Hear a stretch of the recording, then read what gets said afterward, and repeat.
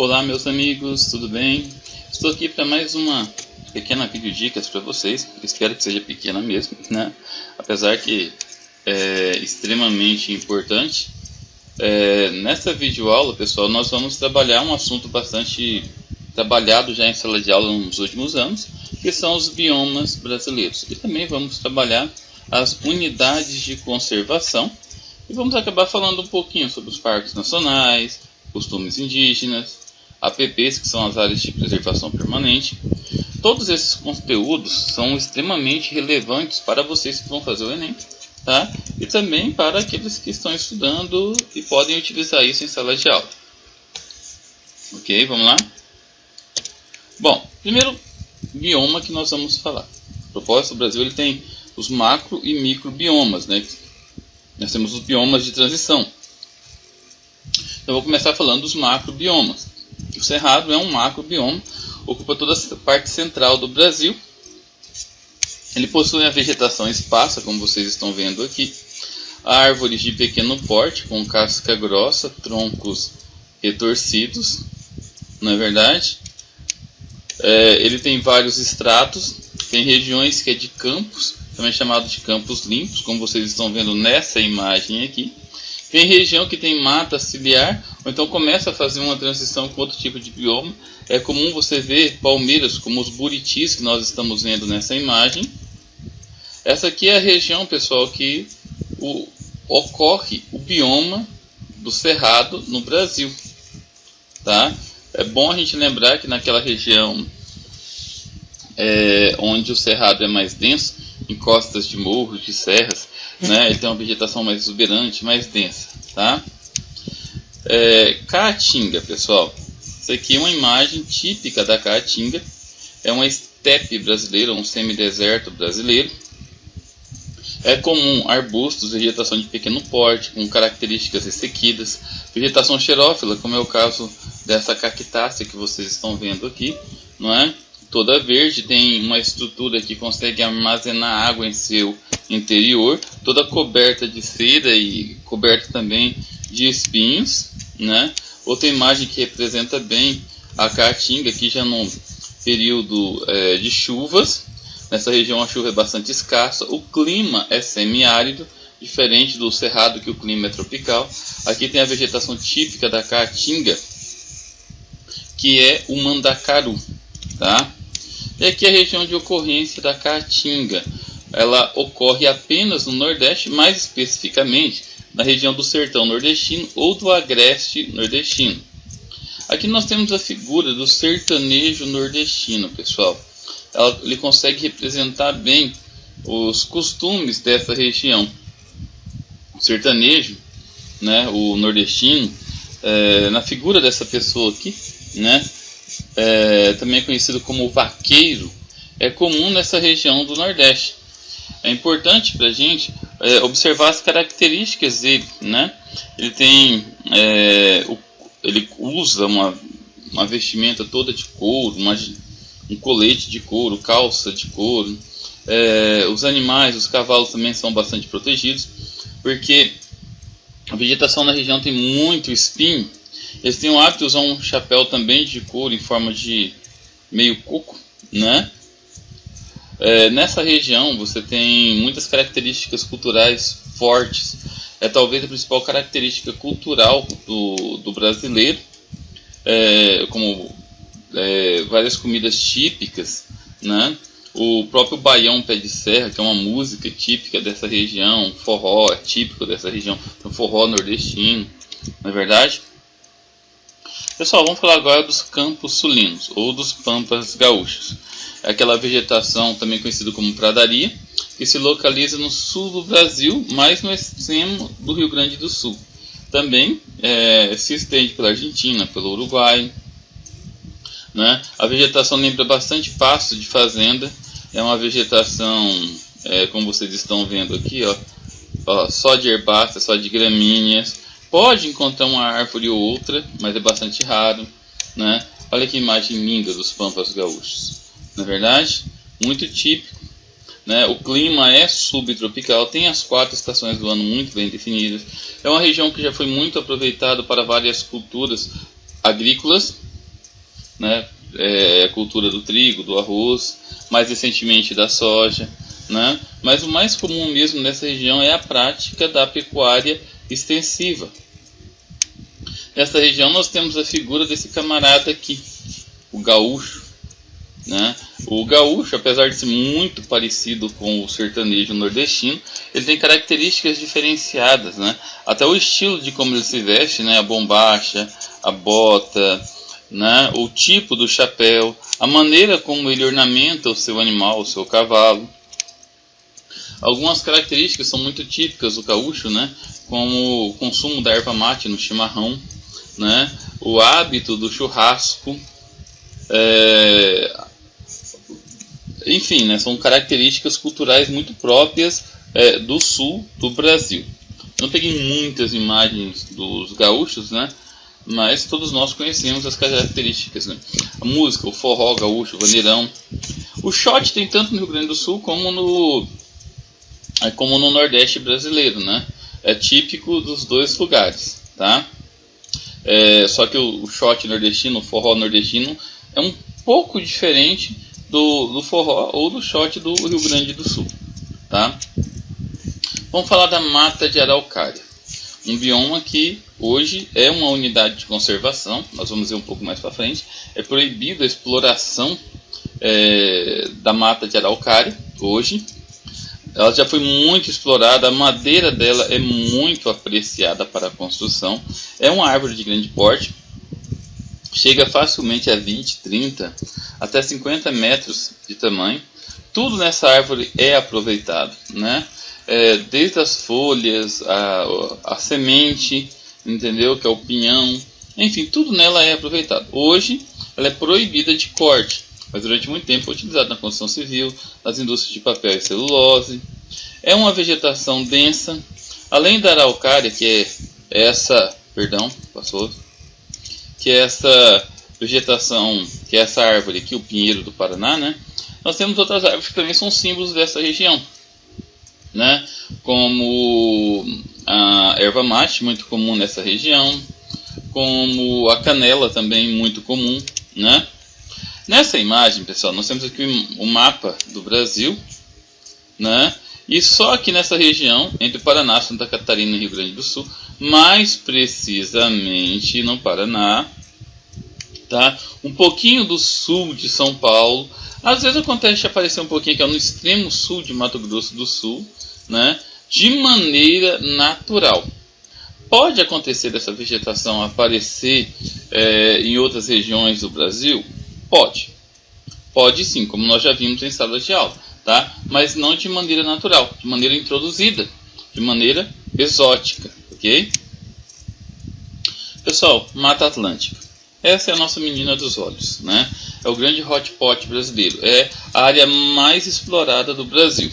A propósito, as regiões de Mata Atlântica, como a que vocês estão vendo na imagem, é uma unidade de conservação. Só existem em parques nacionais.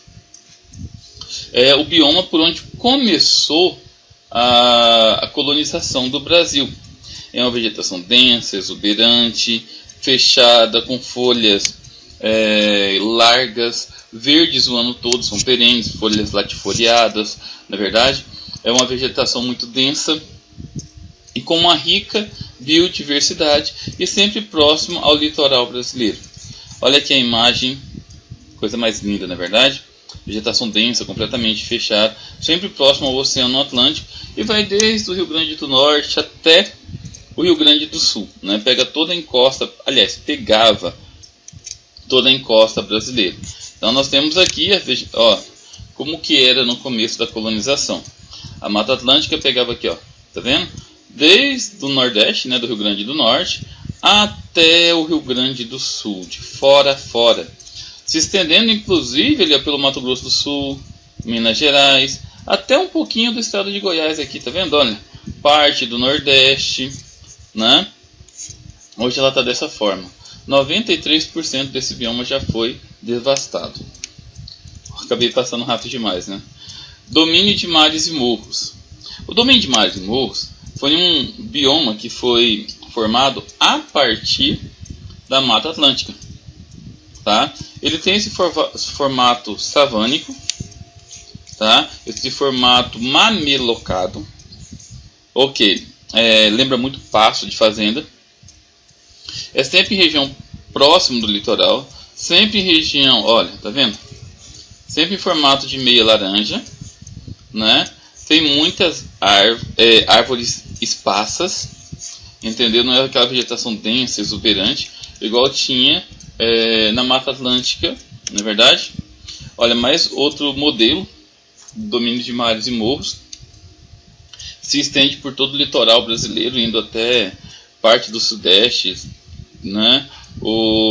Até Minas Gerais, aquela região, muito utilizado para a prática extensiva da pecuária extensiva, criação de gado, ou então algumas outras práticas agrícolas, como o café, né? O cacau e assim por diante, né? Se vocês observarem nesse mapa, vocês vão perceber que era toda a região que era de abrangência da Mata Atlântica, hoje domínio de mares e morros. Então a Mata Atlântica ela só existe em algumas unidades de conservações, em alguns parques nacionais. Então as demais regiões, que antes era a Mata Atlântica, agora passou a ser o domínio dos mares e morros. Floresta Amazônica.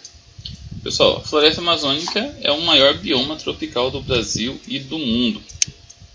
Não é tipicamente brasileiro, evidentemente, né? A Mata Atlântica, a Floresta Amazônica, ela se estende aí por outros 7 países além do Brasil, né? Ela se estende desde a Guiana até a Bolívia, né? Guiana, Suriname, Guiana Francesa, Suriname, Guiana, Venezuela, Colômbia, Peru, Equador, Bolívia, né?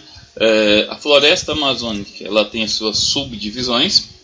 Essa divisão que você está vendo aqui é a mata de terra firme, densa, exuberante, com formação de dosséis. Se você observar aqui, é uma imagem, né, uma foto retirada de cima, né? E vocês podem ver que a copa das árvores, elas ficam bem próximas umas das outras, formando um gigantesco carpete verde, né? A vegetação é latifoliada, perene, né? Nós temos a região da Mata Atlântica, da Floresta Amazônica, estou falando muito Mata Atlântica, da Floresta Amazônica, né, que é adaptada aos alagamentos, como aqui o caso da Vitória Régia, né, a vegetação adaptada à água, né, olha aqui, a vegetação densa, fechada, a quantidade de luz que ultrapassa a copa das árvores e chega até o solo menos de 5%. Então o índice de umidade é muito grande, o solo geralmente é muito pobre, muito arenoso. As plantas eles se alimentam do humus, dos sedimentos, pelo fato da umidade ser muito grande.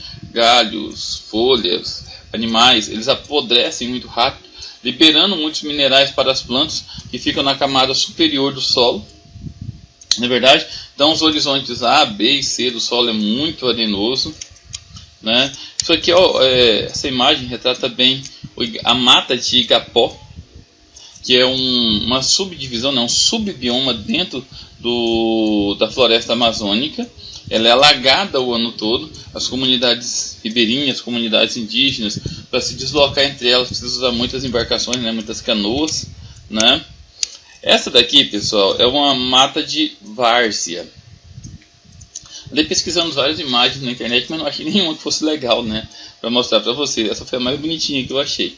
A mata de várzea não é alagada o ano todo, mas ela se alaga com facilidade nos períodos de chuvas muito intensas. Então, a comunidade é adaptada a esse tipo de vegetação, né? E nós temos muitas unidades de conservação dentro do bioma amazônico, como os seringais, lá no Acre, em Rondônia, né? Muitas regiões de preservação dentro da floresta amazônica, no estado do Amazonas, do Pará, né? De grande importância econômica. No caso aqui, os seringais, para a comunidade, né?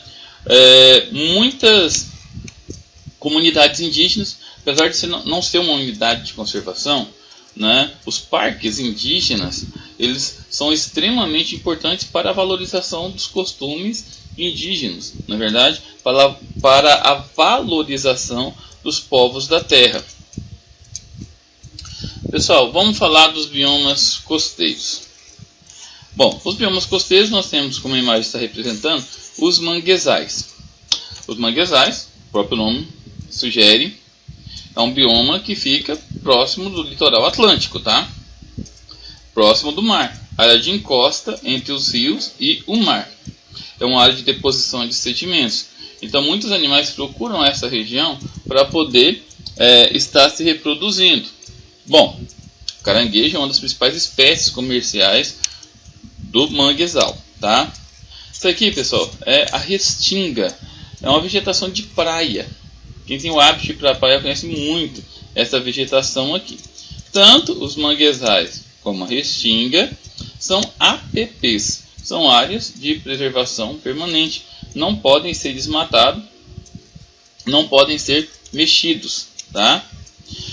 Essa imagem, esse mapa, representa as áreas de ocorrência dos biomas costeiros no Brasil, que vai desde o Amapá até o Rio Grande do Sul, pegando toda a encosta brasileira, toda a região do Brasil, né, que é banhado pelo Oceano Atlântico. Então, em todo o decorrer do Brasil, tem os mangues, tem as restingas, tem a vegetação de junco, né, que é uma outra forma de vegetação muito parecida com a restinga, né?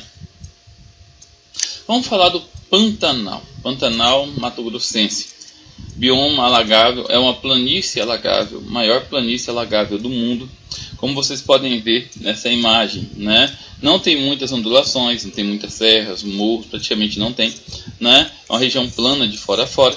As regiões ficam um pouquinho mais elevadas, você consegue observar na imagem uma vegetação mais densa, mais firme, entendeu? Mais fechada, entendeu? As regiões mais rebaixadas, né, favorecem a formação de lagoas, né, lagoas naturais, entendeu? Que só aparecem durante as cheias do Rio Paraguai, tá?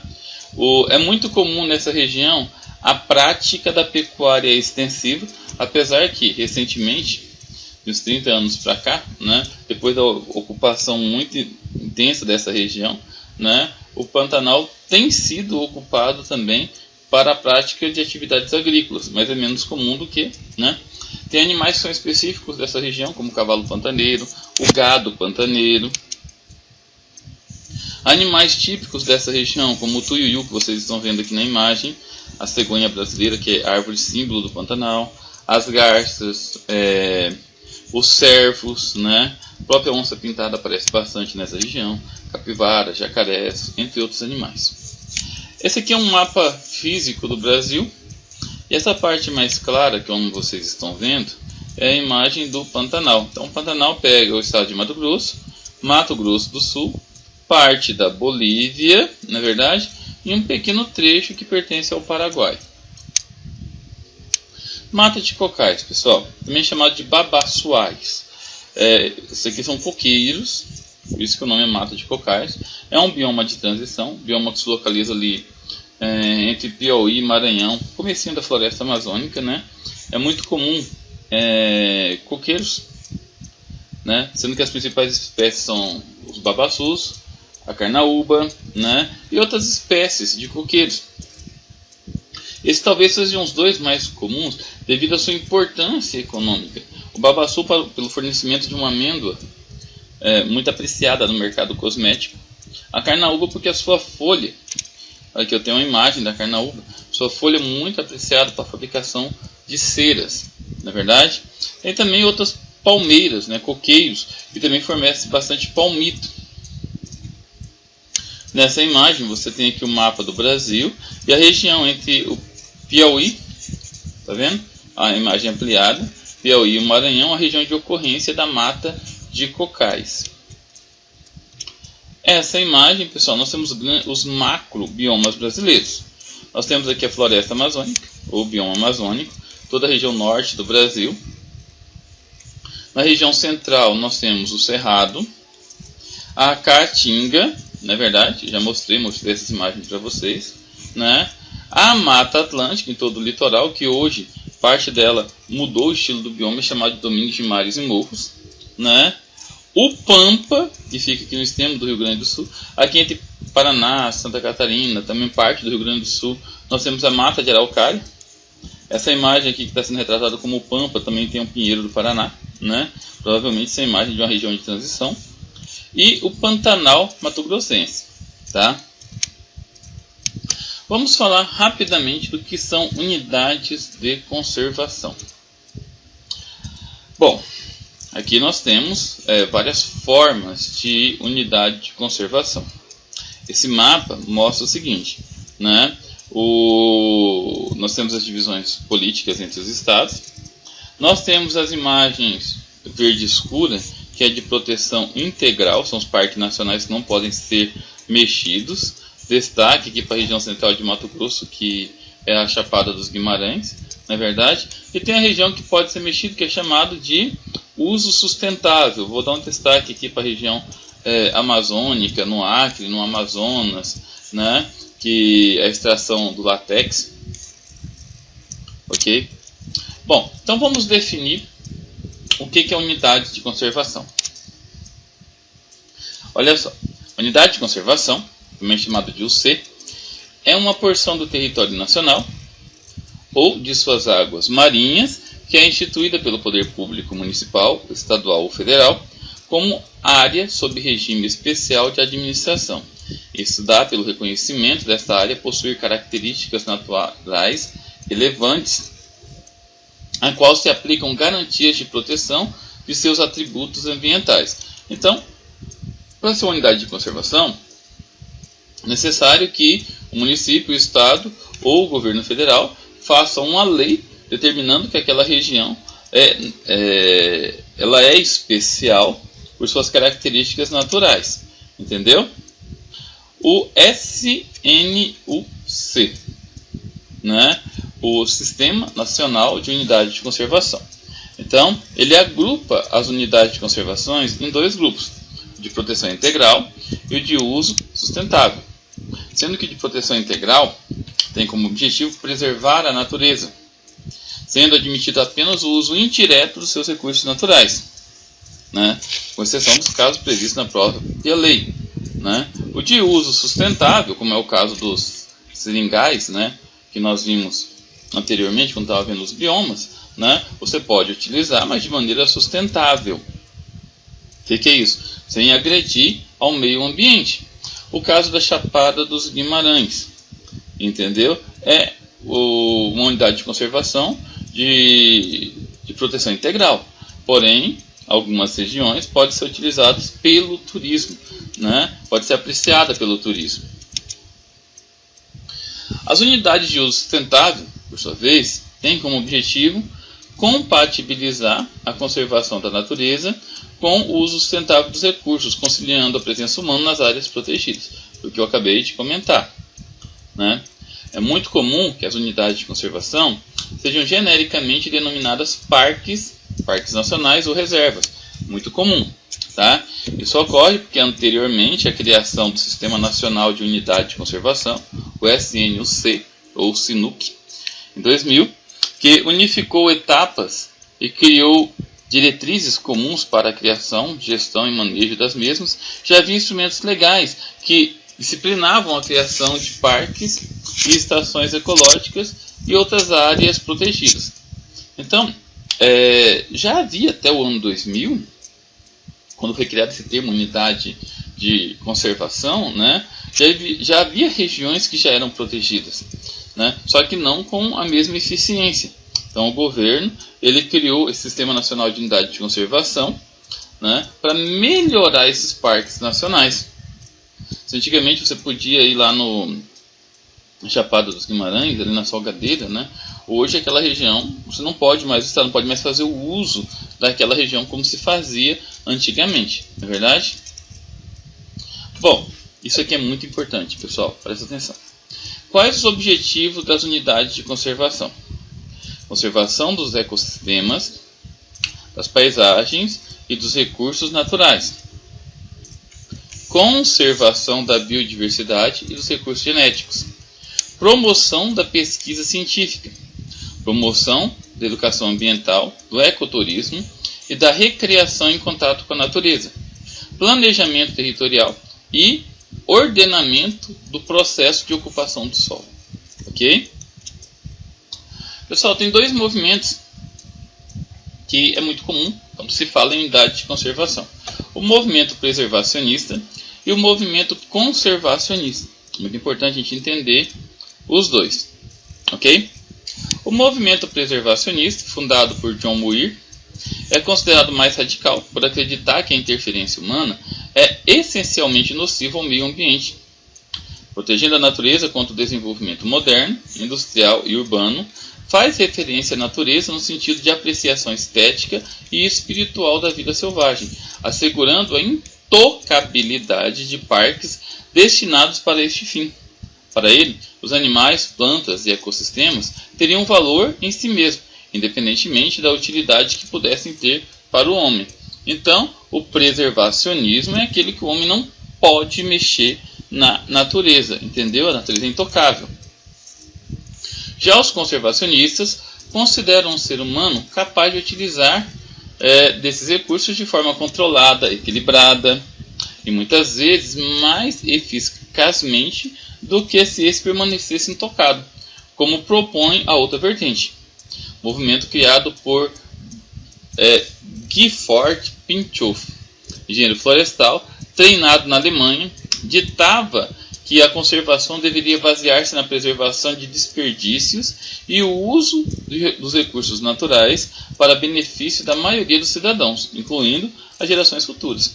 Então, os conservacionistas, eles partem da ideia do desenvolvimento sustentável, ou seja, você pode usar desde que você deixe de uma forma que as gerações futuras possam usar também, ou seja, você não pode acabar com o ambiente.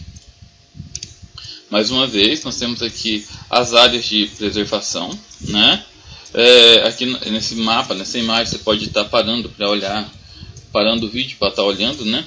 Nós temos também as reservas biológicas, o refúgio da vida silvestre, os parques, a estação ecológica, você tem aí a unidade de conservação de proteção integral e a de uso sustentável. Ok? Pessoal, não está bem dentro do que nós estudamos nessas últimas aulas, mas é importante você entender o que é uma APP, a Área de Preservação Permanente. Tá? É um espaço natural protegido, principalmente em função da capacidade estabilizadora do solo, propiciada pelas matas ciliares e outras vegetações.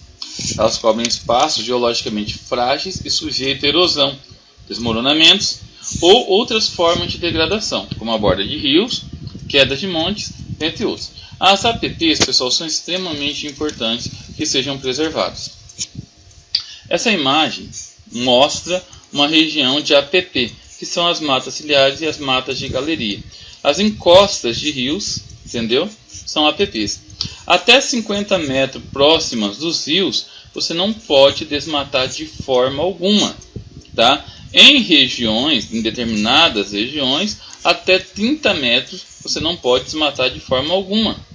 Em costas de serras, de morros, entendeu? Você também não pode desmatar, com risco de desmoronamento, tá? Restingas, manguezais, nascentes de rios, tudo isso é considerado APP, porque é importante para a manutenção da vida no planeta. Vamos lembrar que o nosso planeta não tem outro de estepe. Tá certo que a NASA está tentando encontrar um espaço na Lua, em Marte, em Júpiter, sei lá, em outro planeta que a gente possa, depois que acabar com a Terra, ir para lá, né? Tem muita gente que reservou até passagem aeroespacial para ir para lá. Mas por enquanto ainda não existe. Então a gente precisa preservar o nosso planeta. Não é verdade? E a APP, ela tem essa ideia de preservar o nosso planeta. Ok? Pessoal, é isso aí. Foi uma aula bastante resumida. Espero que vocês tenham curtido. Tá bom? Valeu, fiquem com Deus. Qualquer dúvida, por favor, deixe aqui embaixo no meu canal. Tá? Não esqueça de dar o likezinho e de compartilhar o vídeo para dar aquela força pro canal. Abraço, galera. Valeu.